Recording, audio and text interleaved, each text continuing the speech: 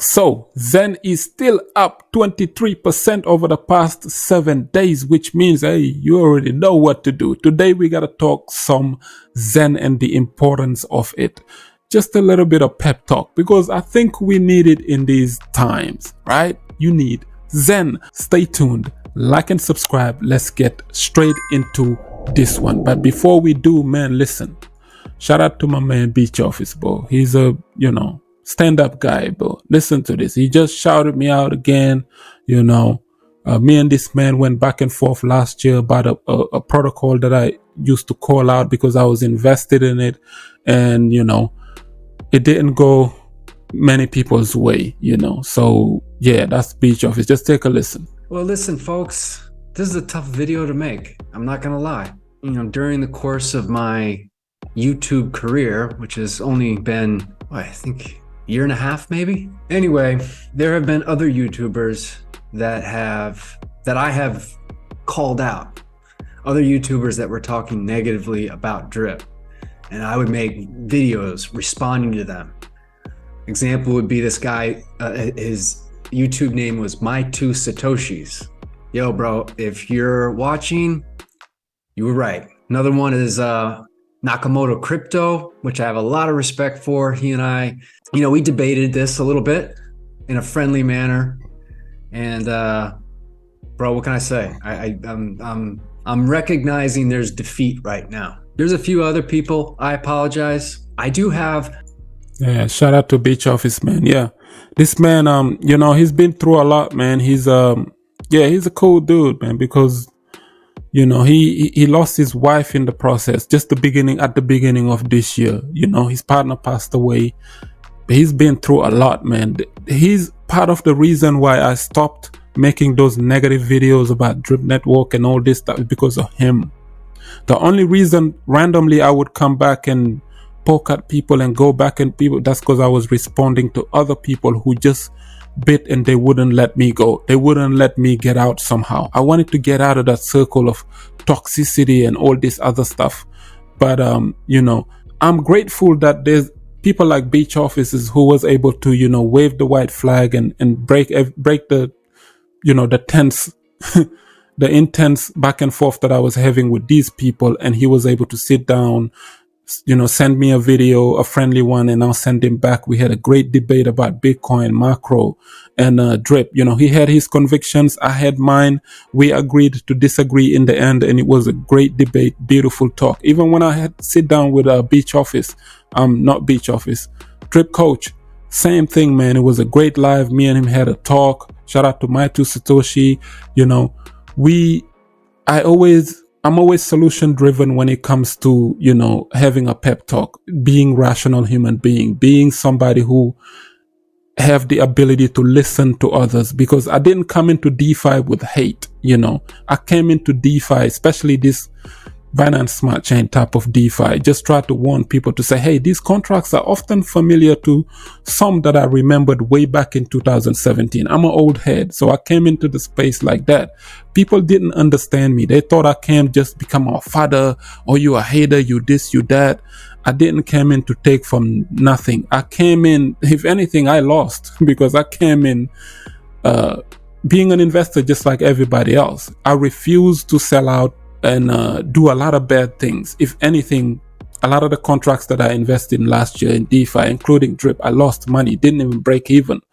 And yeah, it was a very sad thing that happened. And I'm not going to be the one coming in here saying, well, I called it, I told you so, and all this other stuff, because that's not my intention. That's why I left. That's why I stopped talking about it. I've been talking about Xen for many months now.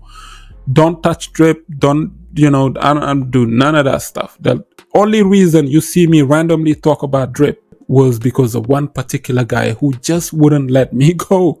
He kept on egging me on. You all know who this guy is. I don't want to give him the light. Complete dirtbag. He kept on egging me. He kept on antagonizing me. He said things like, you and your mother can get the hell on.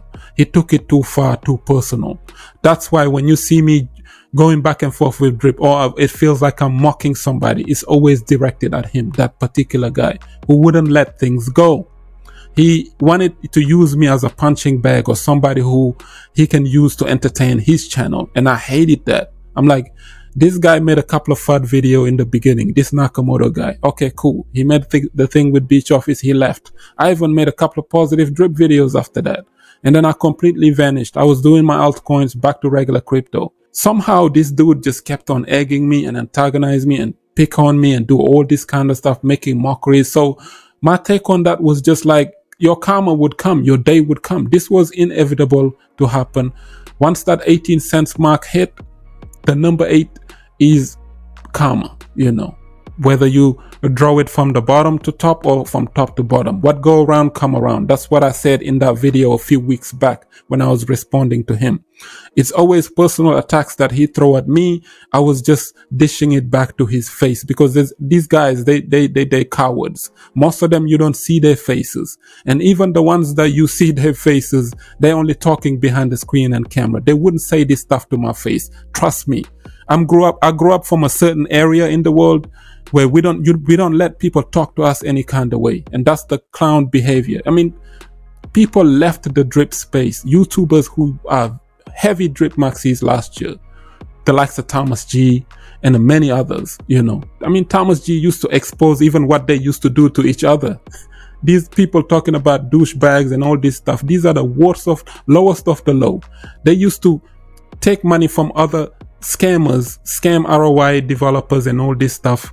They used to take money from them privately and go and try and hire other YouTubers to talk about these protocols, you know, the likes of Thomas G and them. And then when they talk about it, they refuse to pay them. Thieves. Those are the people who don't deserve to be in DeFi. They don't deserve to be in this space.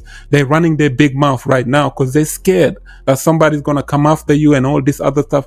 But it ain't Nakamoto. I left that garbage long time ago. If you want to talk about toxicity and whatnot, I'm not touching that stuff, bro. I'm done. I'm doing Zen. I'm happy. I'm in a good space. I got a great DBI video coming.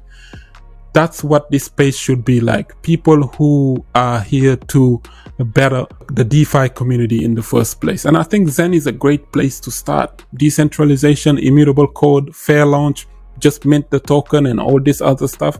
Yesterday, I showed like 2 different wallets where I had over $12,000 in them combined. Got another wallet. I'm doing Zen mints. When they are profitable, I sell. When they're not, I just hold and wait for a long term. Simple, you know. You perform this simple task. I've been onboarding people for the last few months into Zen and they're lacking it. They're lacking their mints, you know. I mean, come on. You mint for $10, wait for 100 days, 200 days, whatever, and then you make a little $30 out of that $10 mint. You're going to mint some more wallets. That's why people like Zen, because despite the fact that the chart is going down, it's only right that people see the writings on the wall. You know, the likes of Zen are very, very important contracts. That's why, you know, yeah, shout out to Drip, man. They lasted this long, but the greed killed it. I said this on Beach Office's comment too. I said greed killed Drip, but the people are very much alive. They can get together now and build something productive, a DeFi project that has real world use case. Now utility, they know how important it is now. You can't just create a tip jar, you know, Sam Bankman-Fried style, and then put it in there and say everybody take a little bit out of it in the form of driplets, 1% a day, 0.5% a day or whatever. It's not going to work long term because greedy people would always take more and then everybody else left with nothing, you know. It has to be an incentive where someone creates real world utility. It could be associating Web3 with DeFi in a form of business. Take a chunk of it, pay people in terms of transaction fees or whatever course of action. I'm not a genius in these kind of areas. That's why I kind of left the space. You never see me for the last few months now. I haven't done a single video to say, hey, I told you so. I called it. I told you this was going to happen and it's inevitable and all this stuff. I don't even move like that because I'm so zenned out right now. That's why. So yeah, shout out to all of these guys, man. Hey, You don't have to worry about me coming after you or going at anybody. It's only one particular guy, and he knows himself. And trust me, he's nothing. He's easy to handle. Yeah, that's why I was dishing it back to his. So all of those drip videos you see me, if you see me angry in a video, it was directed towards him, because people sending me clips of him mocking me and doing X, Y, and Z. So now I get to dish it back to his face now to say karma would come back to you if you mock people who didn't really do much damage to you. You know what I'm saying? You should have let things go after I made my peace with it. But he didn't. He kept on egging it and egging it and egging it. And now it starts with a Hellcat. And the root word of Hellcat is hell. He knows what time it is. Let's move on to Xen, bro. Because this video here, just take a listen to this, because I shared it on Twitter. As of today, a bank or other financial service provider will be able to immediately freeze or suspend an account without a court order. You heard it? Without a court order, a bank can freeze your account if you are using US CBDC, central bank digital currencies. Now, I tweeted this. I said, this is scary. And part of the reason why we need Jack and Zensu and all of these guys with this Xen stuff, it is just to avoid stuff like this. So people need to wake up, because decentralization is the true future. So we need to rally behind X1. We need to rally behind the likes of Jack Levin and even Richard Hart, even though his stuff is a little bit more centralized, but he's doing DeFi. So we need to rally behind decentralization, true decentralization, where your money is controlled by you. You see what I'm saying? That's why DeFi is important in this space. I don't want DeFi to die. That's the thing. People need it, because you heard what this lady said. You know, CBDCs.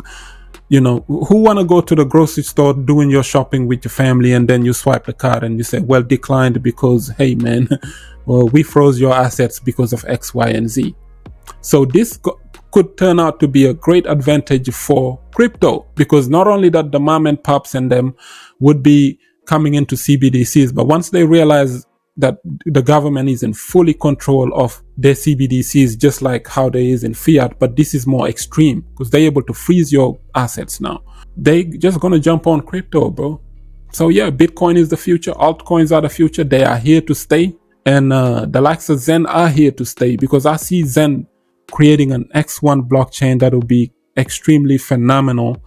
And fiat on ramps, all that stuff would be able to build. Imagine a stable coin pegged with the X1 blockchain. Jack Levin, listen, man, let him cook, because I see a lot of interesting things happen, you know, with the X1 chain, where in the future you might just have the money that you have regular in the bank account, it could go into not Xen, because you know it's a volatile asset, but a stable coin pegged on the X1 chain that is doing great numbers, and it has great liquidity, fully decentralized.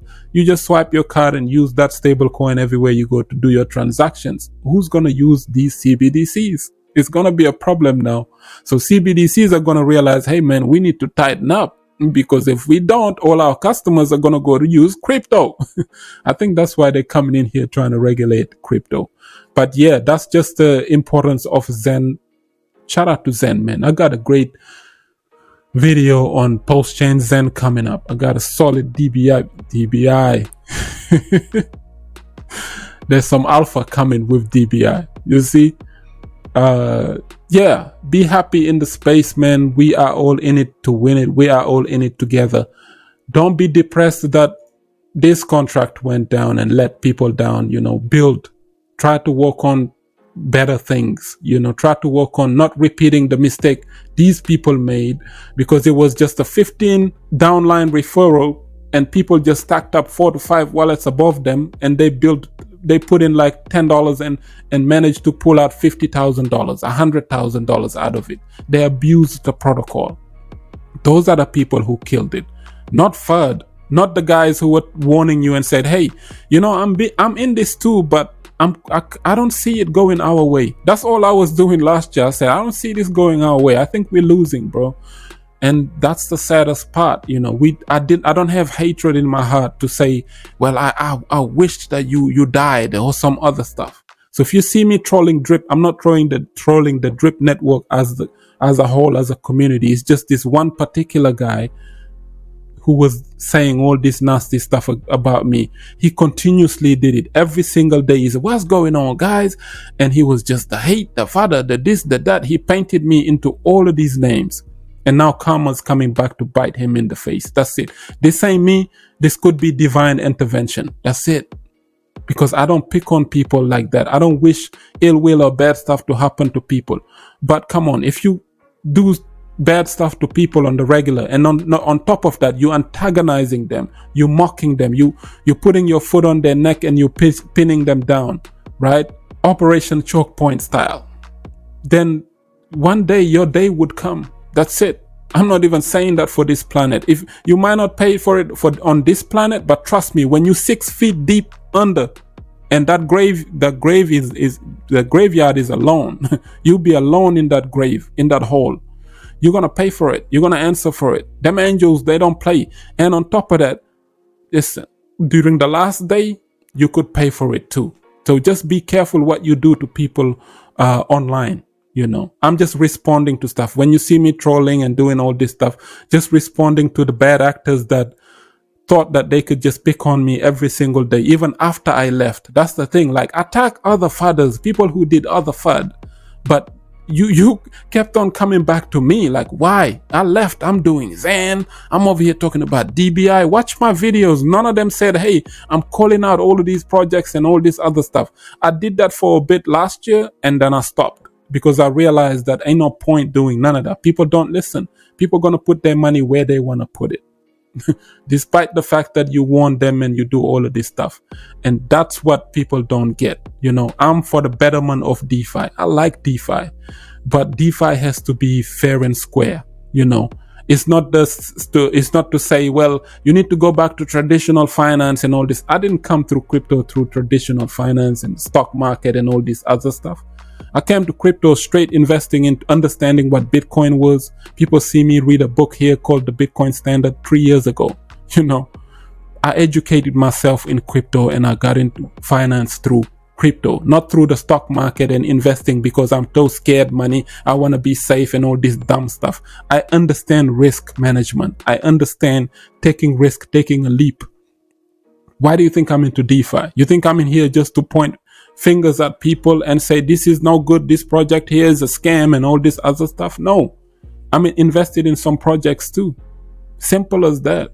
You know, people need to respect that, the fact that somebody else is going to have an opinion. I'm not going to continuously do it, you know, but at the same time, if there's red flags, somebody need to point it out. It might not even be me, but somebody else need to point it out to let people know, hey man, that's because Coin Insider, he did a great job of calling Terra Luna Classic going down a month before it did.